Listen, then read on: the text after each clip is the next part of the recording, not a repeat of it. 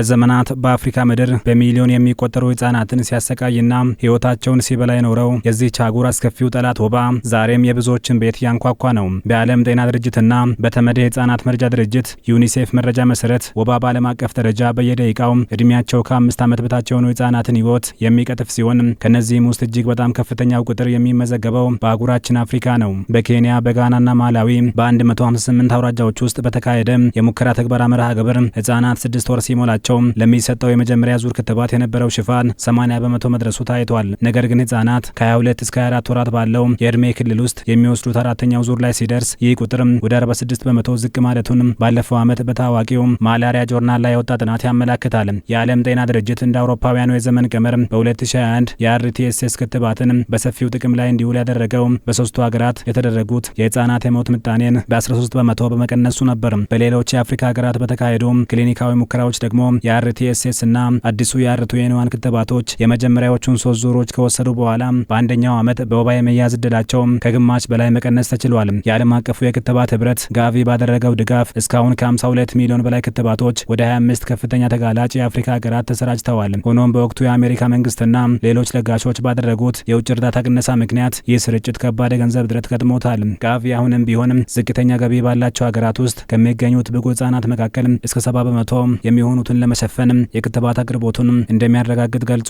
በጋና በኬንያና በማላዊ የተደረጉ ቀደምት ጥናቶች እንደሚያሳዩት ወላጆች ክትባቱን በታላቅ ይሁንታ ተቀብለውታል። ነገር ግን ህጻናቱ በትራንስፖርት ወጪ እጥረት፣ በመዘንጋት፣ በጤና ባለሙያዎች ደካማ ክትትልና ወላጆች በስራ እንዲሁም በሌሎች ልጆች እንክብካቤ በመጠመዳቸው ምክንያት ቀጣዮቹን ዙሮች ክትባቶች ሳይወስዱ ይቀራሉ። የጋቪ ዋና ስራ አስፈጻሚ ዶክተር ሳኒያ ኒሽታር እንደገለጹት እነዚህ ዝቅተኛ የክትባት ሽፋኖች የመጀመሪያ ደረጃ የትግበራ ችግሮች ናቸው እንጂ የክትባቱን ታላቅ እሴት ሊሸፍኑ አይገባም ብለዋል።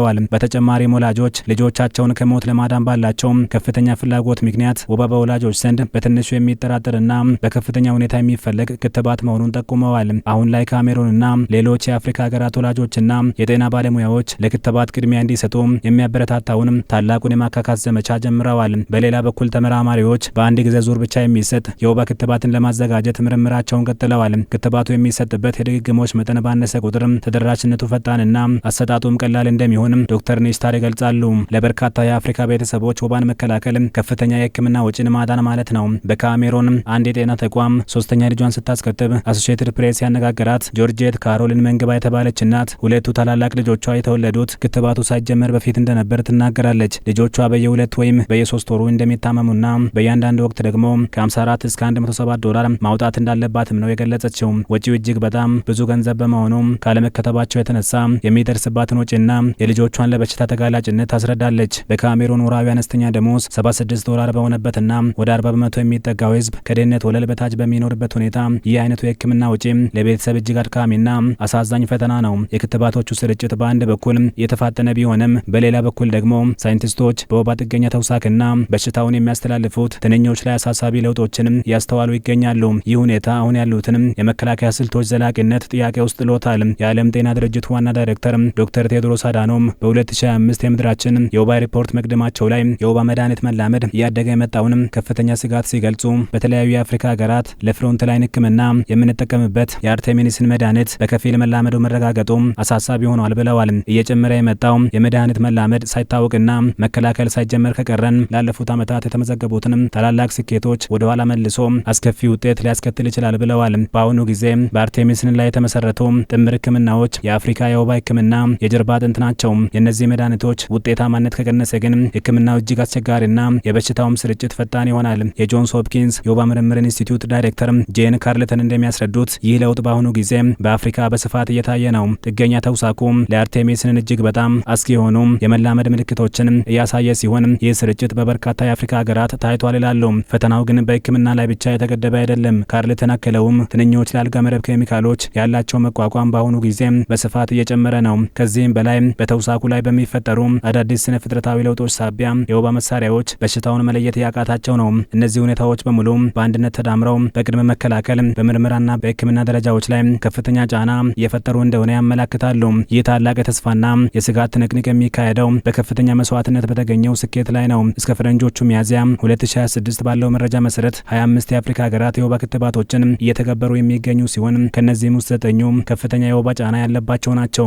በ2025 ብቻ 28.3 ሚሊዮን ክትባቶች የተከፋፈሉ ሲሆን ይህም ከቀደመው ዓመት ጋር ሲነጻጸር የ139 በመቶ እድገት አሳይቷል። ካሜሮን በቤተ ሙከራ የተረጋገጡ የወባ ታካሚዎች ቁጥር ከ2024 ወደ 2025 በ17 በመቶ መቀነሱን መዝገባለች። በየካቲት 2024 ክትባቱን ያስተዋወቀችው ቡርኪና ፋሶ ደግሞ ጠቅላላ የወባ ታካሚዎቿን ቁጥር ከ10.8 ሚሊዮን ወደ 7.3 ሚሊዮን በመቀነስ የ33 በመቶ ቅናሽ ስታስመዘግብ እድሜያቸው ከ5 ዓመት በታች በሆኑ ህጻናት ላይ ደግሞ የ38 በመቶ ቅናሽ አሳይታለች።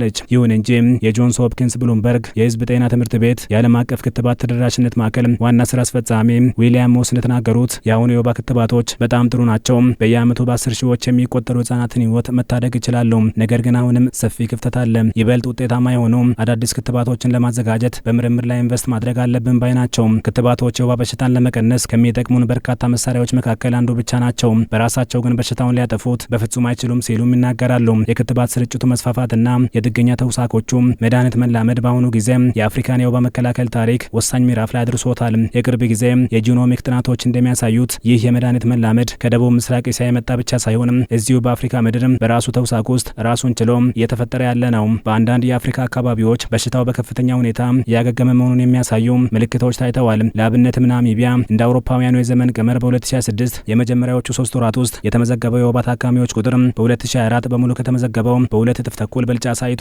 በሞዛምቢክ ደግሞ በ2026 የመጀመሪያዎቹ 3 ወራት ውስጥ ብቻ የታየው የወባ ታካሚ ቁጥር ካለፈው ዓመት ተመሳሳይ ወቅት ጋር ሲነጻጸር በ4 እጥፍ ጨምሯል። ይህ የሚያሳየው የዓለም አቀፉ የገንዘብ ድጋፍ መቀነስና የትኩረት አቅጣጫዎች መለዋወጥ የወባ ቁጥጥር ስራዎችን እንዴት በቀላሉ አደጋ ላይ እንደሚጥል ነው። የዓለም ጤና ድርጅት ዋና ዳይሬክተር ዶክተር ቴድሮስ አዳኖም እንዳሳሰቡት የመድኃኒት መላመድ ስርጭትን በአፋጣኝ መከላከል ካልተቻለ ውጤቱ እጅግ አስከፊ ይሆናል። የዓለም አቀፍ የሕክምና ባለሙያዎች እንደሚሉት አሁን ላይ የአፍሪካ ትልቁ ፈተና አዳዲስ የክትባት መሳሪያዎችን ለተገልጋዮች ማድረስ ብቻ ሳይሆን አሁን በእጃችን ያሉትን ነባር የሕክምና የምርመራና የመከላከያ መሳሪያዎች ውጤታማነት ሳይሸረሸሩ ጠብቆ ማቆየት ነው። ሚዛን ወደ ስጋቱ ግንድ ከማጋደሉ በፊት ፈጣንና የተቀናጀ እርምጃ መውሰድ የነገዋን የአፍሪካ የህጻናት ህይወት ለማዳን ብቸኛው ዋስትና ነው ሲሉም ያክላሉ።